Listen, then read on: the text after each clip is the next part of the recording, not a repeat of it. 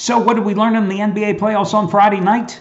Well, the Washington Wizards' 8-game home winning streak in the postseason came to an abrupt end as the Toronto Raptors took care of business. And that was unfortunate for me since my best bet happened to be on the Wizards. And Victor Oladipo, as I've been telling you, he was finally going to break out that shooting slump, and somehow the Pacers were going to get him free. Triple-double blowout win for the Pacers. And once again, as I've been telling you, from game number one, the Pacers were not going to be intimidated at all in this series by the Cavaliers, and Nate McMillan continues to outcoach Ty Lue 6 ways from Sunday. And can't wait for game number 7 tomorrow in that series. And something that I've said from before the season started, all throughout the season and at the outset of this series, you can put together super teams and spend a lot of money if you're putting together a fantasy league team. But generally, in real life, it doesn't work. And that's what the Oklahoma City Thunder found out, and that's why the Thunder are going to watch the rest of the playoffs on TV like the rest of us.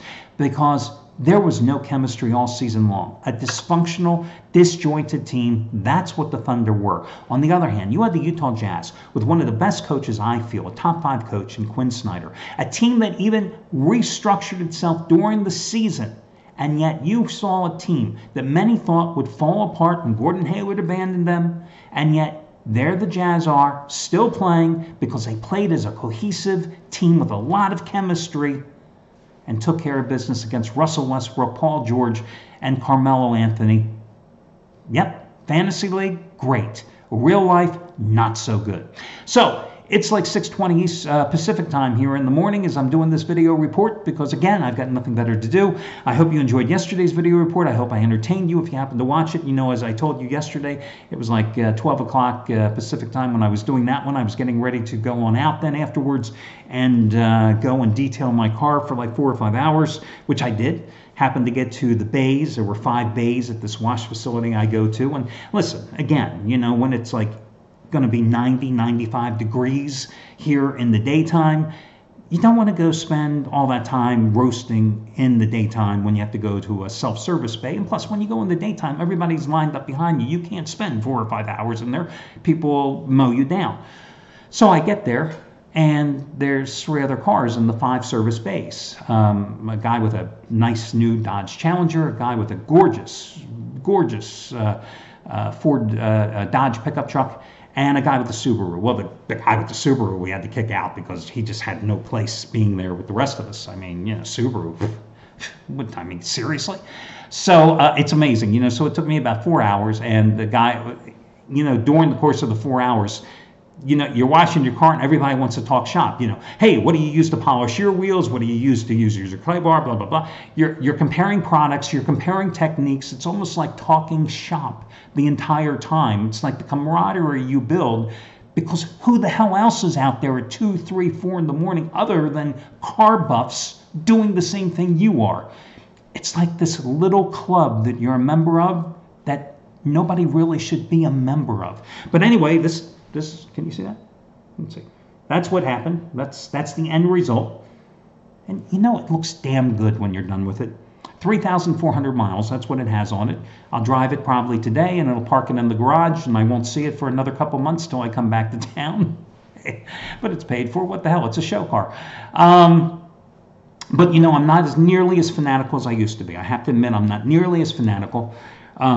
If so, it would be back at my home back in Pennsylvania, where my garage, I have air conditioning, I have heat, I have running hot and cold water, and I have a pressure washer, top of the line Generac pressure washer, which I really could use to do the deck and the outside of the house, but I really only use it to do the car. But I'm not as fanatical about cars and compulsive as I once was, because I realized that over the years, like the last time when I had some major surgery about 1.5 years ago, which I couldn't drive for almost 10 months, you know, I was laid up forever. I was in intense pain. Did the car call me once and ask how I was doing? Did the car send me flowers? Did it send me a get well card? No, it was unrequited love. And that's how it goes. When I'm ill, the car never says, hey, Al, how you doing? So, you know, the love affair is almost over with the damn car. Car detailing tip for you out there. I don't care if you're crazy like me, or if you're just a casual person that washes and waxes your car once or twice a year. the most important thing I can say to you, spend 20 bucks, 15, 20 bucks, and get a clay bar kit. Clay bar kit. You got to get a clay bar kit. Listen, washing your car and waxing it, not spending 20 minutes to use a clay bar kit in between is ridiculous. Next time you wash your car and before you wax it, just run your hand off across the surface of your car. You're going to run it and you're going to find it's not smooth. It should be perfectly smooth. Why? Because there are contaminants on that surface of the car that do not come off just because you washed it. They are hidden, those contaminants, to the naked eye. You can't see them. You get a clay bar kit. Like I said, McGuire's is my choice. Clay bar kit costs maybe $15, $20 tops. You can get them on sale often. What it is, it's a clay bar. Usually McGuire's comes 2 in a pack. They'll last you 2 to 3 years based on your usage, with an applicator and a bottle of spray wax, right? You literally dry the car, you spray on a small section, you use the clay bar, you rub it, you go to the next section, you knead the clay bar. It's like a harder piece of Play-Doh. You knead it, turn it over, rub it on that section again, use the terry cloth, microfiber cloth that comes with it, dry it, go to the next section. Listen, my car I can do in under 25 minutes. Clay bar, the entire car. And then with the liquid wax afterwards, another 20, 25 minutes. That's it. So you're only adding 20, 25 minutes to your entire thing. But after you clay bar that car, or your car, you will then run your hand over that surface and it will be smooth as baby's skin. You will be able to take a microfiber cloth or a tissue, put it on your car, and it will slide right off. You will run your hand over it, smooth as baby's skin. You will see that clay bar. After you wipe it off that surface, it will have dark contaminants on it, black, brown, grungy surface on that clay. Everything that you can't see will come right off on that clay bar. That's the key to car maintenance. It's that simple. And you're only going to do it twice a year maybe. That's it. That's the bottom line. If you care about your cars. Not everybody cares. It's up to you. But if you're going to take the time to wash and wax it yourself, do the clay barring as well. 20 bucks. That's it. That kit will last you. And when the liquid wax runs out, you go to Pep Boys. You actually go to Walmart. If you're using McGuire's and you buy the large refill, it costs you like $7, and that'll last you another year and a half. That's my pro tip for you today. Okay, let's talk about who's hot. Listen, Shawn Michaels, he lost last night. Yeah, it even happens to him sometimes. He was on the wrong side of the Toronto-Washington game as well. But listen, he's bouncing back today, going for winner number 11 out of 14. In the playoffs, he's going for playoff winner number 10 out of 13. That's another $100 NBA max wager release on the Milwaukee-Boston game. You get it for over half price off by using coupon code HOOPS, HOOPS. And remember, in the postseason, again, going for winner number 10 out of 13, every single one of his plays, you've got it for over half price off. The other guy that's hot, Jack Brayman, top-rated 109, winner number 17 out of 23.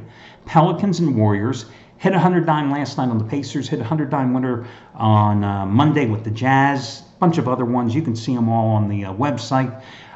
You get it for over half price off by using coupon code JACK. Let's talk about the games here tonight. Celtics and Bucks. Home team, perfect 6-0 straight up in the series. Home team, 5-1 against the spread in the series. The only time the home team did not cover was Milwaukee in game number 4 when they had the big 25-point lead and failed to cover. But I used Milwaukee in game number 6 in this series. And I thought the key in that series was that Giannis would come out and take control of the game from an offensive standpoint, because in game number 5, he was very tentative offensively, only took 10 shots in the game, series low, and finished with a series low 16 points. Well, he was much more assertive naturally in game number 6 playing at home. And he took a series high, 23 shots, finished with 31 points, 14 rebounds, and 4 assists. And he scored 8 of those 31 points in the final, I think it was like 6 minutes after the Celtics had cut a double-digit deficit down to 2 points, and consequently the Bucks won. But it wasn't a one-man show for the Bucks. Chris Middleton, who's had a great series, hit 7 of 8 from the field, 16 points. He's averaging 23.5 points and hitting almost 60% from the field. Malcolm Brogdon had his best game offensively in the series. After just 2 points in game number 5, he had 16.6 rebounds in 27 minutes. Jabari Parker has really come on and played exceptionally well off the bench for the Bucks in this series. Now, he started miserably. He had a combined 2 points and 6 rebounds in games 1 and 2 at Boston. But he had 9 points and 11 rebounds in game number 6. In the game 5 loss at Boston, 17 points and 8 rebounds. In game 4, 16 points and 7 rebounds. In game 3, 17 points and 5 rebounds. Suddenly, he is playing like they thought he would play, and he has been a vital cog for this team. So Milwaukee is getting some balanced scoring, not only from Parker off the bench, but when you've got Brogdon giving them minutes and points as well.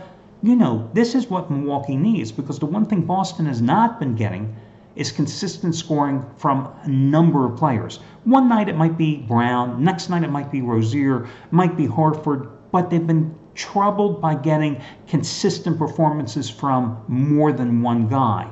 And that's hurt Boston throughout the series. What I like Milwaukee here tonight is the reason they lost game number 5. Remember, going into game number 5, Milwaukee had the best shooting percentage of any postseason team up to that point. And in game number 5, they just couldn't hit the broadside of the barn, and their star, the Greek Freak, only took 10 shots. I just don't think that happens here tonight. I think that game 6 win gave the Bucks such confidence. The fact that Milwaukee is 0-17 all-time in postseason series after trailing 0-2, I'm not willing to overlook that. And the fact that Boston is 35-0 after taking a 2-0 series lead, I'm willing to overlook that too, because last time I checked, Bill Russell, Larry Bird, John Havlicek, and the ghost of all Celtics past, they may be hanging from the rafters, they may be in attendance at TD Garden, but they ain't on the floor today. So I think Milwaukee can at least, worst case, stay within the 4.5 point number. And I think they're actually going to win this game. The fact, by the way, that last year in a similar situation, in a second round game, that they beat the Wizards, the Celtics did in a game 7 situation at home, is inconsequential, because there are only 4 Celtics players on that team, this team from that team. This is a rebuilt team, and it's a young team as too. So I'm going to go with Milwaukee here, and I like the Bucks a lot in this game. Let me just quickly touch on something about the New Orleans Golden State game. Now listen, that's going to be my best bet. And I am a guy that has always advocated playing underdogs late and favorites early. And I think it's kind of interesting just to bring up something about this line today. This line is 9 points as of 3:30 Eastern time this morning. Steph Curry went through the private 5-on-5 scrimmage yesterday. At this point, it's questionable whether he's going to play. The game is set at 10:30 Eastern time tonight. I believe that this line has already been somewhat accounted, should I say, the line has factored in the possibility that he might play here. Could this line possibly go up if it's announced later in the day that Curry could possibly play and his status is upgraded to probable? It could. So if you happen to like the Pelicans, could you possibly wait later in the day and maybe get the Pelicans at 9.5, 10, maybe 10.5? There is a possibility. But I do think there is a chance that, again, that status upgrade is already factored into the line.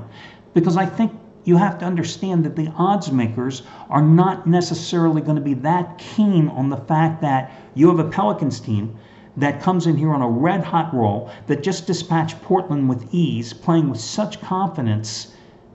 They don't necessarily want to see too much money come in on New Orleans, right? Because let's realize that they don't want to see an overabundance of money on either side, right? That's not good for books either. So I just don't think that you're going to see, if Steph Curry is suddenly deemed probable, that this line is going to suddenly jump up to 10.5 points. Now, you've seen a couple of instances, like, for example, in the Miami-Philadelphia series, where Joel Embiid suddenly was announced that he was going from doubtful for probable, where Philadelphia jumped from a 1-point favorite up to a 3-point favorite. You saw yesterday where Washington, the line with the Raptors-Wizards game, suddenly Toronto went to 1.5-point favorite, where Washington was originally favored when Otto Porter Jr. was announced he would miss the rest of the series. I just can't imagine that New Orleans is going to jump up to 10 from 9 or 10.5, because my goodness, with the way the Pelicans have played, do the books want to suddenly give you even more points if you're inclined to take New Orleans? Because if you like Golden State at 9, you're going to be inclined with Steph Curry to bet them at 9. You're going to be inclined to bet them at 10. You're going to be inclined to bet them at 10.5. And if you like New Orleans at 9 without Curry, well, you're going to still like them probably at 10, 10.5. It's just one of those games. I think it's very interesting when you analyze the number. So I think at this point, no matter what side of the game you're on, right? If you think Steph Curry is going to play, it doesn't matter. If you like Golden State, you get in there now. And if you like New Orleans, why not bet them now? Does it really matter? So again, I think it's just one of those interesting situations where you can overanalyze it, but you're just better off getting your damn wager in. So anyway, just thought about it. Good luck, everybody. Talk to you again tomorrow.